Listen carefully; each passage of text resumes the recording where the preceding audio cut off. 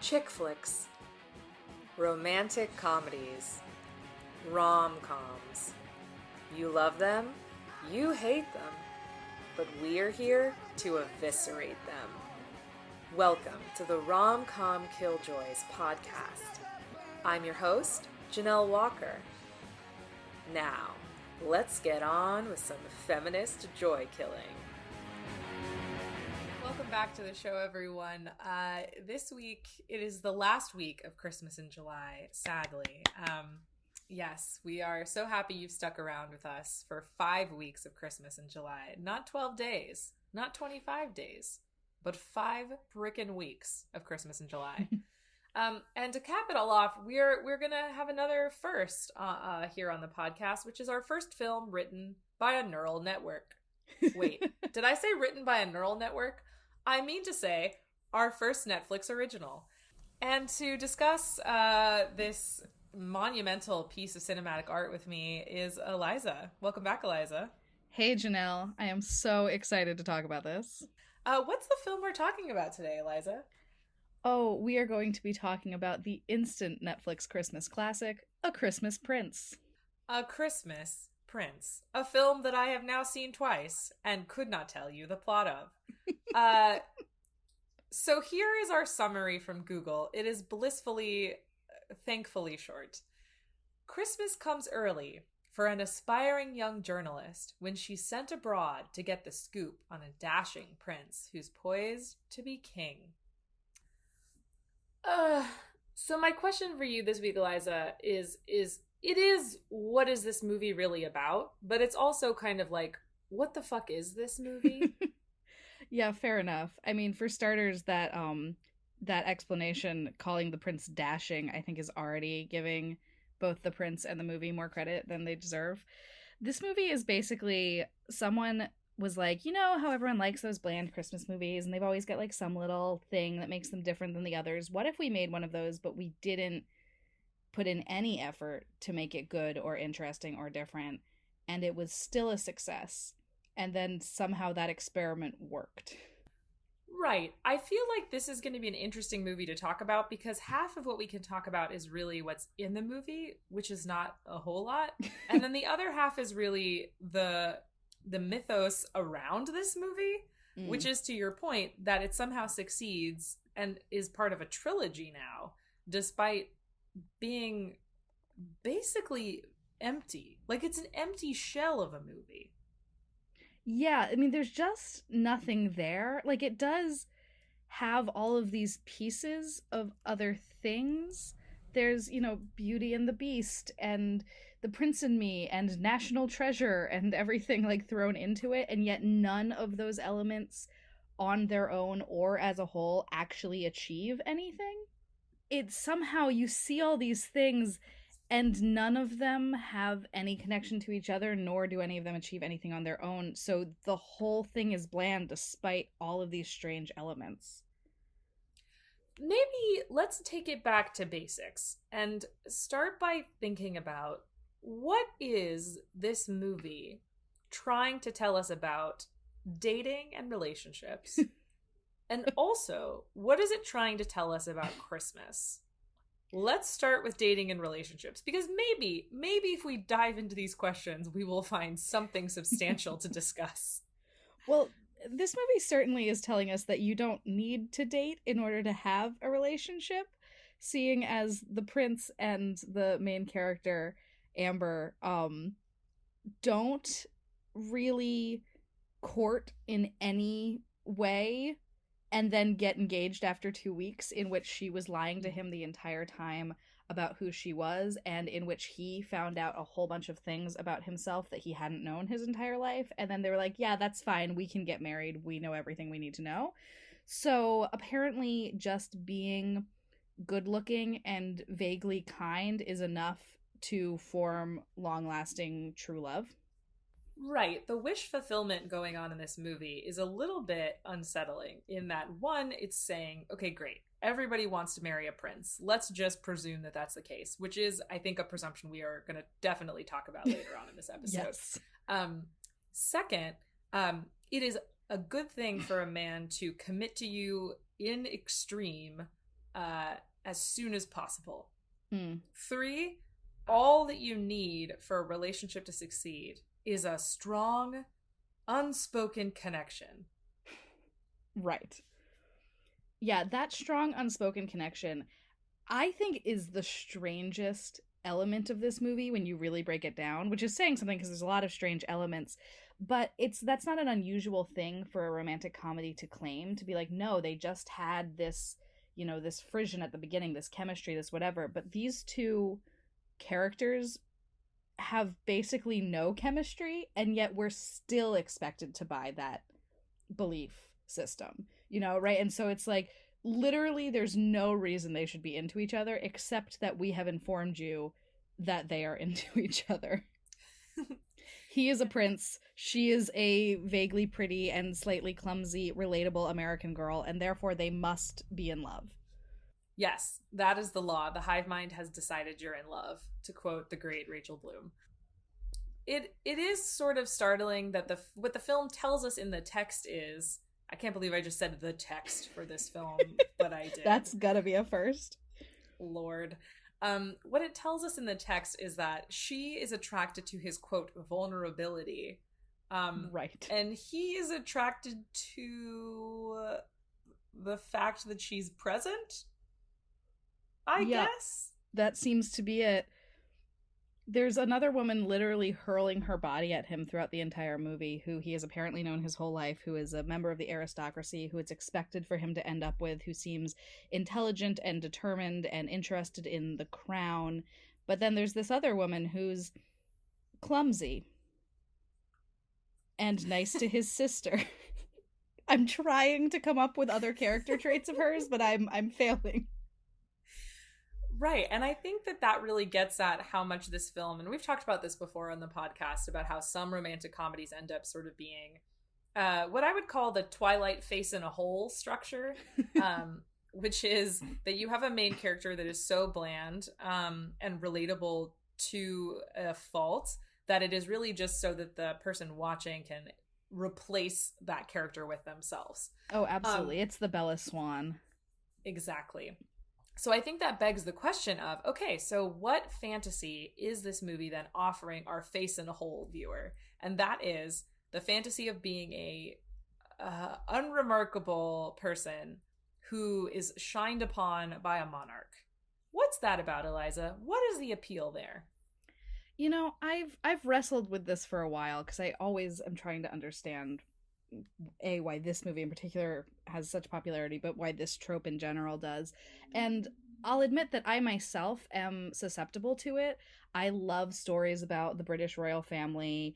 Growing up, I read the Princess Diaries, and I, love those movies and things like that. And there's something about, and I think it is in many ways a sort of uniquely American phenomenon, although perhaps uniquely is the wrong word, because I do think it does exist in smaller amounts elsewhere. But there is this obsession with monarchy separate from the political implications of a monarchical structure.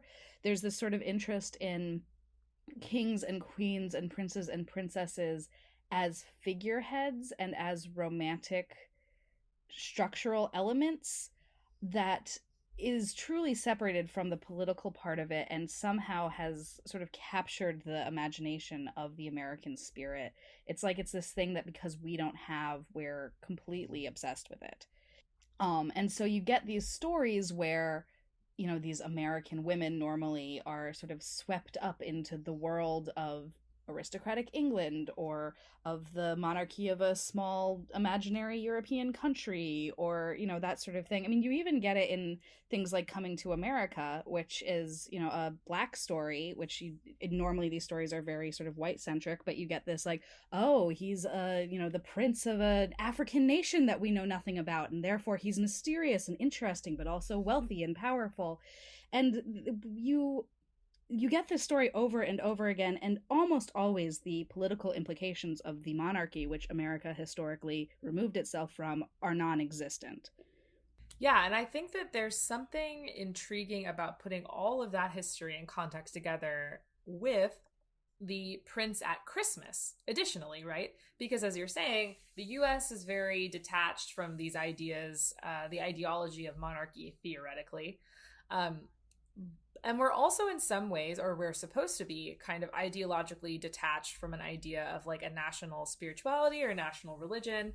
So this idea of like falling in love with a prince at Christmas um, feels like this sort of like continental European fantasy of returning to an earlier time where things Mm-hmm. were more elegant, more Christian, more conservative. And it's funny because this movie doesn't bring up the religious aspects of Christmas at all, but it Mm-mm. does in some ways reference the divine right of kings and hereditary rule through the Right. plot where if you haven't seen this, listeners, the main plot, if you can call it that, is about our prince Richard, Prince Dick, you might call them. Oh, Um, Dickie. oh, Dickie, who was adopted rather than a naturally born son of the monarchy, which we are told makes him ineligible to rule, which I presume means that this is a divine right of rule situation in Aldovia. But they never really talk about the religious implications of it, just like they never talk about the religious implications of Christmas. And yet both of those things are all around. Well, and they also never talk about the conservative religious implications of remaining pure, waiting till marriage, all of that sort of stuff. And yet, when you look at the machinations of this relationship between Dickie and our girl, they meet quickly, they have a very sort of formal relationship, they speak always in, in public places where other people can see them when they go on walks, and then 2 weeks later he proposes to her. It's got all of this sort of like 19 kids and counting courting situation going on, but Mm. with no acknowledgement that they're not supposed to have sex until after marriage, that it's all supposed to be formal and out in the open, and yet that's what's happening. So there's all of these religiously charged elements and no discussion of the religion. That's true. There is a lot of subtle regressive politics in this movie, which is kind of startling if you only come at it from a sort of like internet meme standpoint, Right. where you're just like, oh, great, this is going to be, as I said, a movie written by a neural network. How silly, how ridiculous. But then you get into these little details and you start to see that what's being put together, as some internet commentators have noticed, is a full on like Christmas fascist dictatorship. And one of the most startling aspects of that from a feminist standpoint is the fact that Emily, Richard's younger sister, who is a wheelchair user, is completely ineligible to rule because she's a girl. And the scene where that is discussed is very brief, really as a way just to indicate to us as an audience that she's not an option, that it's either our Prince Dicky or his dark-haired pretender cousin Simon. And Emily tells this to our girl Amber, and Amber says, "Well, but that's terrible. That doesn't make sense." And Emily says, "Yeah, it's the worst." And And that's that's the the end of last time we that. talk about it. It's amazing. It's like they got halfway through writing it and someone's like, wait a minute, but he's got a younger sister. Simon wouldn't be the next to the throne. And they were like, oh shit, we better throw this scene in there where we just explain that, like, we're really old fashioned and women can't rule, whatever. Even though it's very clear that the younger sister is intelligent and educated and trained. And it turns out the actual biological child of the parents, which, in most families wouldn't make a difference between the adoptive kid and the biological kid. But as we've said, this is a monarchy, and there's certainly an implication of all that comes with that. And, with male preference, primogeniture, and divine right to rule, then yes, she doesn't become a element, but otherwise this is a very modern story, so why don't we just change the rules? Unclear. So this is why I am so here for a gritty reboot of this movie where Emily takes her revenge and turns the ideology of Aldovia on its head and says, like, listen, I am the divine ruler of Aldovia. Like, how dare you question me? I have been instilled with a right to rule by God. Like, I would love to Right. see her take on like a full Joan of Arc, like Elizabeth the First attitude, like a full set of armor. It would be great. Someone write Yeah, that go movie, Bloody please. Mary on everyone. Well, Mm-hmm. and for anyone who watched our live stream viewing of this on Instagram, you'll know that we also believe that Emily may, in fact, be a centuries old witch who's controlling all of this. And combined with the information that we learn in Christmas Prince 2 and 3, which we won't get too into so that we can talk about that another time, I'm not sure that the plot where she ultimately turns it all on its head and comes back and rules isn't still in play. I think that might be what happens in A Christmas Prince 4. Haha, Emily's that would be the Revenge. subtext. Christmas Prince for Emily's Revenge. I am literally marking my calendars, and also how appropriate that that would be coming out Christmas 2020. Yeah, it certainly would feel in keeping with the rest of the year. But Emily definitely knows more than she should and is just biding her time, I believe. She is far and away the most interesting character in the film. That's not saying a whole lot, Right, she's but mildly interesting. she's mildly interesting. She's sort of sassy, but at other times not. Um, I think her subtext is more intriguing than the actual text. I mean, again, as we discussed in our Instagram live stream about this, she gives Amber, as a sign of her affection, maybe, big scare quotes around affection, a Pandora bracelet with a snowflake charm, which, you know, if you're an average middle class American mom, that is an amazing gift. It's like so kind. But if you are a European monarch, I would say that that's not. That's kind of a shady gift. The monarchy is clearly in some real economic trouble. Yes, there's some dark subtext going on in the Kingdom Moldovia. Least of all because apparently the king, in this plot twist that has to do with Richard being adopted, he hid all the evidence of this in a picturesque Christmas cabin, and B, a gigantic acorn Christmas tree ornament. Which And he both hid itself. Like they which he found that after his death. which he also hid in a super secret hiding place. And when those things are revealed, we learn that he secretly passed legislation before he died, which raises a lot of questions. What is the nature of this state that the king can pass secret legislation? Anyone? Anybody? Well, and then they know that it's authentic because it has his seal on it, except he's been dead for a year. So like there's no way that someone else just like found his seal and put it on some paperwork, right? No, of course, that would be impossible. I say Emily, centuries old witch, is up to some nonsense.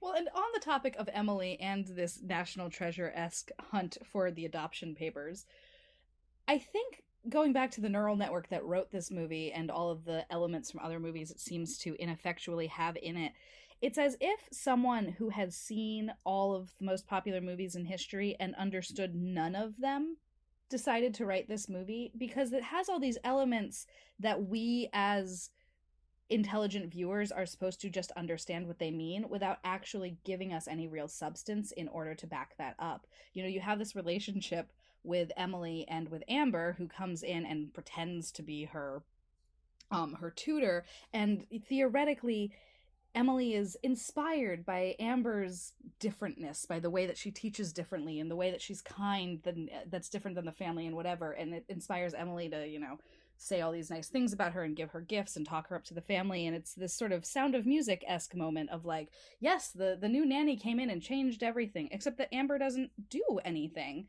So you don't know why Emily's formed this bond to her. You know, you have all of these papers that are hidden in secret places that they have to discover, and right at the end it's all revealed, except that unlike most sort of suspenseful movies or treasure hunt movies, there's no explanation for why these things would be hidden. It's not like he was hiding it because of a war or because there was some evil family member who was out to destroy this stuff. I mean, you get Simon, the pretender cousin, but he's not actually trying to do anything illegal. He's just suggesting that he'd be better on the throne than his idiot cousin. You know, you get all these pieces, but none of them really seem to understand what they are. Yeah, I think that that's why for me, and I think I said this earlier, but I've seen this film twice now. Both times, I, honest to God, at various points, completely lost track of the plot. And that's not because it's complicated. It's because of exactly what you say. It's a lot of saying that that a thing is happening, but not really having the thing happen. Mm-hmm. And because of that, the first time I watched it, I think I told friends that this film to me is a really good example of the uncanny valley, in the sense that it has all of the signifiers of something that is familiar. And yet it is completely devoid of the actual meaning that those signifiers are supposed to impart to you. So Oh on some my level, it's god. actually extremely scary. You're totally right. This is an uncanny valley Christmas movie. Hmm. It almost looks like a real live Christmas movie, but something's just a little off. I remember at the time I was first watching it at various points thinking that I was like, is this all a joke? Like, is this like a Christmas prank by Netflix where like at some point we're gonna start noticing things in the background that tell us that this is actually like a really scary viral video where like, I don't know, like eldritch horror is happening in the background. It does. It has all of those hallmarks. It's a little bit frightening. Well, and I do wonder if it's the Netflix Christmas version of My Immortal. It's sort of like, okay, did someone know how bad this was when they were writing it? Or was someone really deluded enough to believe that this was good? And the internet was able to pick up on it and say, oh, this is ridiculous. Like, someone must be pulling something over on us, right? Well, and that's the weird genius of this movie, actually, is that they knew when they did this, when they were like, okay, we're going to develop our own Hallmark Christmas movies. And this was their first big foray Yeah. into that. And of course, since, as we've noted, there is now the Netflix Christmas cinematic universe, The um, NCCU. the NCCU. But the genius of this movie is that it was designed to be consumed by the internet in exactly the way that we are consuming it now, which is that it is supposed to be a meme. It is supposed to be hate watched. It is supposed to be simultaneously, as you say, like appeal to the kind of 19 kids and counting audience that want a chaste, inoffensive film, and also ring out as a dog whistle to kind of media savvy viewers Mm-hmm. that this is something you can tear apart and critique and make fun of for years to come. Sure. Well, and Netflix really encouraged that side of it early on when, after this movie first came out, within that first month, Netflix sent out a tweet that has now become infamous, in which they said, to the 53 people who've watched A Christmas Prince every day for the last 18 days, who hurt you? And this was significant for a couple of reasons. One is which Netflix notoriously does not reveal their internal numbers almost ever. It's very hard to know if something is being successfully watched in large numbers on Netflix because they do not put out numbers the same way that a cable network does. So to show that they have these kind of analytics about what we're watching was not surprising, but surprising to see them admit. And two, they are themselves encouraging the mocking of those who watch and like this movie, and also encouraging everyone to go and watch and like this movie. That "who hurt you" is so tongue in cheek and was so clearly meant to be like, we're in on the joke, but also we think you're ridiculous. It's hard to wrap your head around exactly how this viral marketing campaign works, because it goes against everything that you would normally think a brand would do, and yet it's quite effective. Right. There's a lot of God, oh God, Eliza, I can't believe I'm about to say these things that are about to come out of my mouth, but here we go. It's actually in that way like a deeply contemporary rom-com. It is the most exemplary of this period of popular culture in the sense that it is incredibly intertextual with everything that has come before it, and also the anticipated internet dialogue that is going to emerge around it Mm-hmm. by design. And I think for me, that's related to this article that I read several years ago. And it wasn't an academic journal, so I'm sorry, everyone. It's not going to be accessible to everybody. But it was about the idea of the white bourgeois living room. And the basically the argument of the article was that bourgeois, so middle class to upper middle class, leisure class people, white people primarily, occupy their living rooms as a place to actually wait to die. That it is a class of boredom, of stationary boredom, of doing and saying nothing in the great Protestant traditions of keeping it all inside, right? And I My feel family's like feeling it's really called out right now, and I think it's very rude of you. I'm so sorry. um this is the argument of the article. I'm just putting it out there.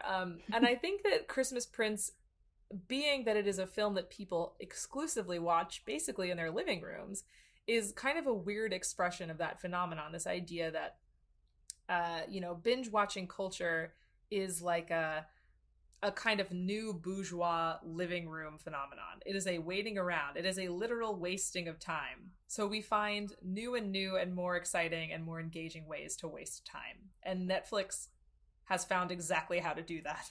And it's scary and Perfected it. wonderful. And I'm mildly horrified. Absolutely. Yes, this definitely feels like it's filling a void with more void. It's saying, okay, we know that at December you watch Christmas movies, and now traditionally and originally it's probably because they remind you of your childhood and present you with a level of nostalgia and help to set the tone for the season, which from a religious standpoint takes longer than just the day of Christmas because you have Advent leading up to it and the 12 days of Christmas afterwards, and so we create a whole atmosphere of Christmas in the month around it.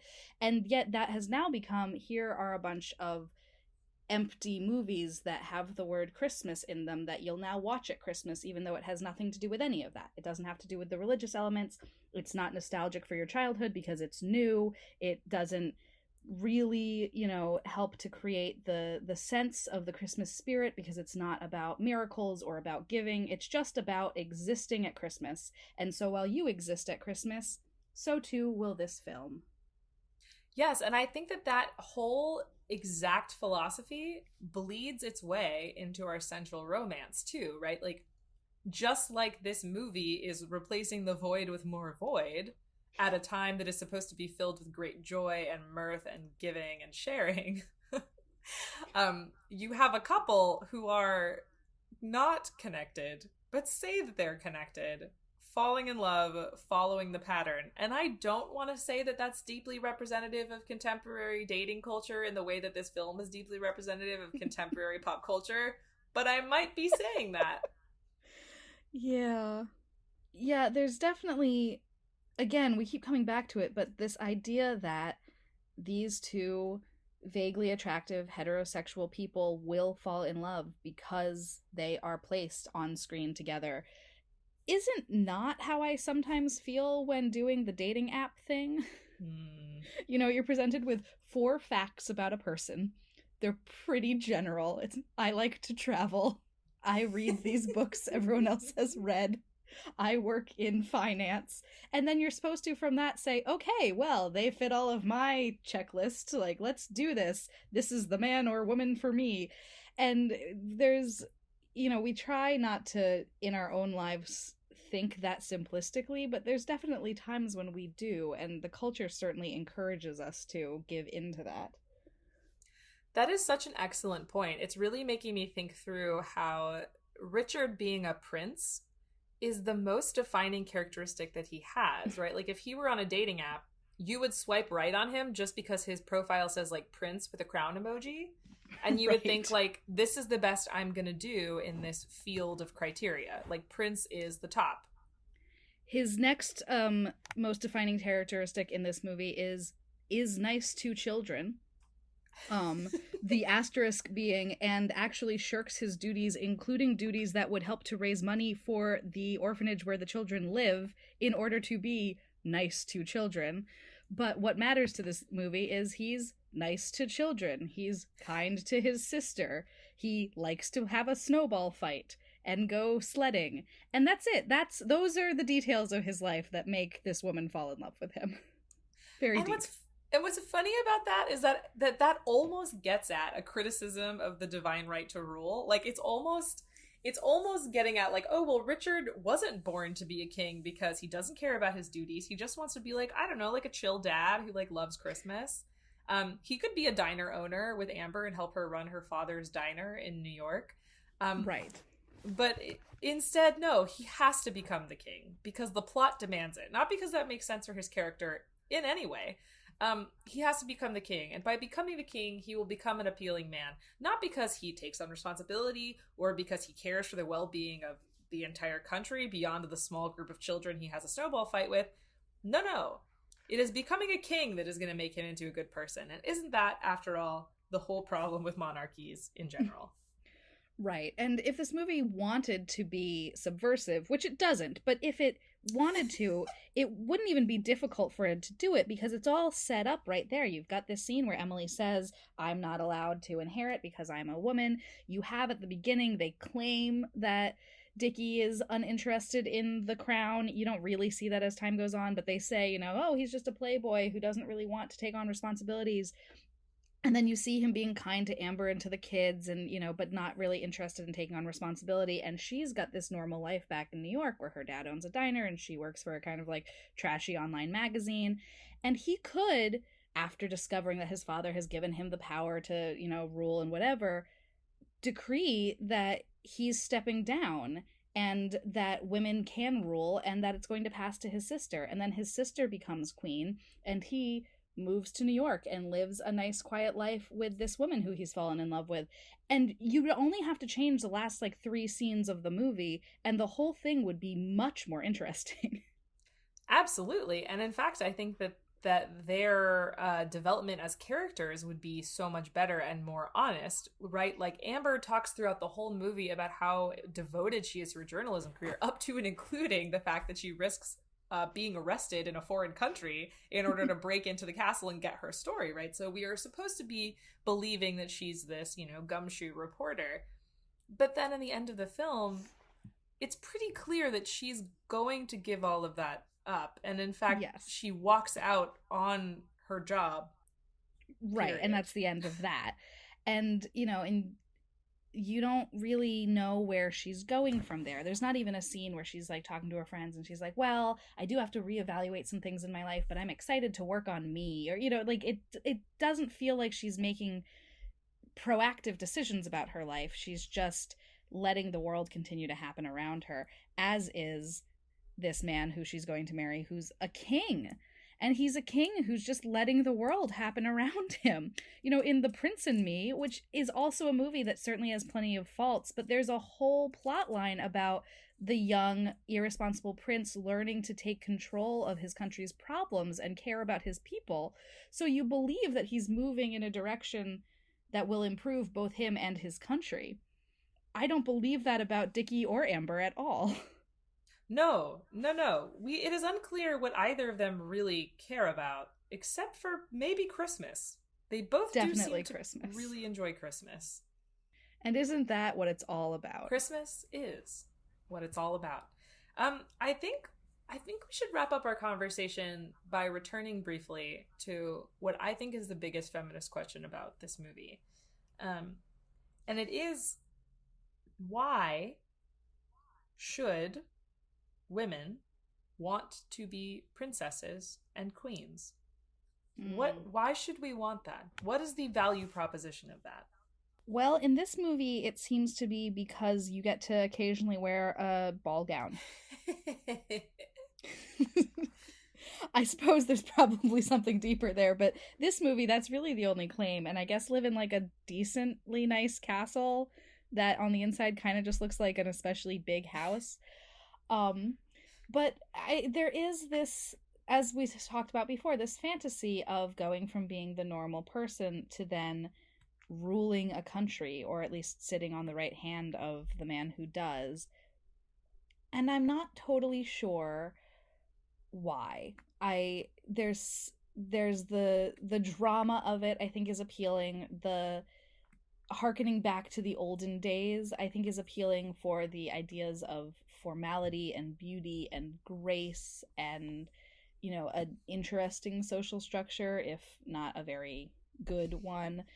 And there's the fairy tale element, that sort of Disney-esque, well, when you're a prince and there's a prince, when you're a princess and there's a prince, it all ends happily ever after, in a way that maybe normal non-royal stories don't tend to have the happily ever after in the same magical way. Yeah, it has a familiar and comforting structure that we've all sort of become, indoctrinated is probably a strong word, but I'm going to use it, indoctrinated to. In part because I firmly believe, in my feminist political beliefs, that monarchies are like the opposite of feminism, because they are the ultimate hierarchy of power. They are the ultimate system that says only some people deserve to be at the top. And in fact, they only deserve to be there by blood. Well, and there's also in these stories about, becoming royal, I think there's sort of the worst possible examples of white privilege, white savior charity complexes as well. Because often, in order to be more modern, they say, well, the woman who's coming in, she has more modern ideas, and so she's going to help raise money for all the orphanages or help increase the, whatever, the national minimum wage in order to help all of the poor people. And it's nice that she's trying to modernize the monarchy slightly, but it's still a monarchy, and she still has a giant palace and tons of jewels and money and the ability to do whatever she wants, and is sending out a $1,200 check to the entire country in order to say, look, we helped.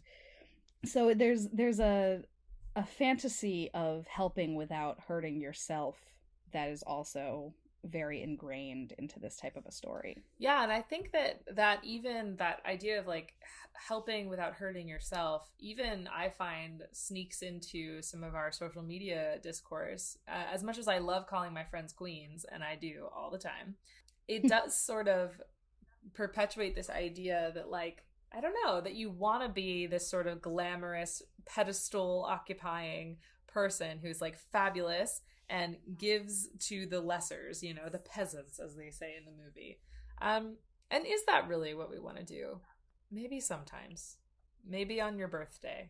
Yeah, I'm more down with the queen for a day concept than queen for life.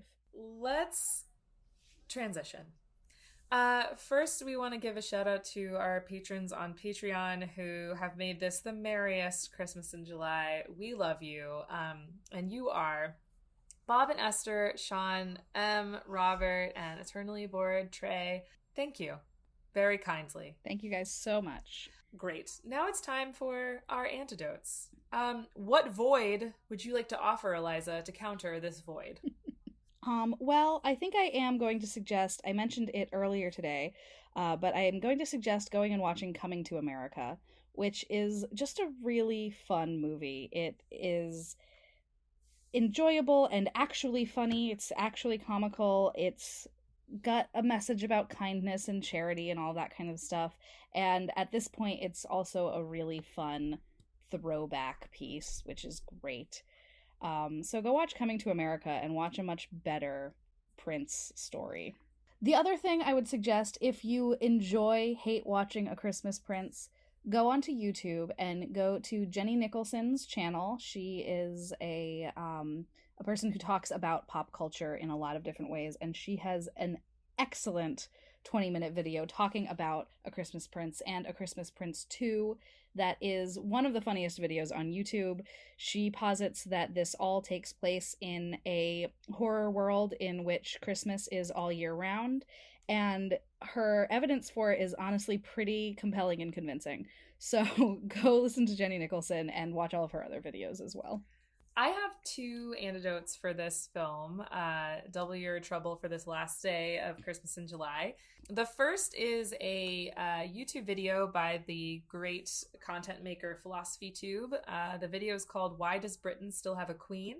And it gets at a lot of the questions that we talked about today about why monarchies are appealing, even when they really don't make sense, and their kind of romantic legacy. And then finally, in recognition of the fact that the cast of Pose was unfairly robbed by the Emmys this week, I want to recommend that if you're looking for an amazing Christmas story that gives you all of the glamour and fantasy of a great dynasty and its inherent fabulousness, there's no better place to look than Pose, and especially the third episode of the first season, which is called Giving and Receiving, which is one of the most beautiful Christmas episodes of any TV show I've ever seen. It's incredibly loving, and it really is able to get at the love of Christmas through giving and showing how much you care for the people who really matter to you. Well, Eliza, we did it. We did Christmas in July. We did Christmas in July. I feel a little Christmased out, I gotta tell you. Yeah, I do too. I'm ready for the next phase. New Year's in August? Well, we'll see everyone in August then. See you in August, everybody. Thanks as always, Eliza. Merry Christmas, Janelle. Thank you for listening to the RomCom Killjoys podcast. If you liked what you heard, be sure to follow us on Facebook and Instagram. If you'd like to support us further, you can become a patron at patreon.com/RomCom Killjoys. Our theme song is Lady Slut Hitchhike Love by the band A Giant Dog, and the song you're listening to now is a cover of one of my favorites, Baby Love by Colin Langanis. Remember, Killjoys, don't let anyone kill your joy. Not a rom-com, not me, not anyone. See you next time. In my arms, why don't you stay?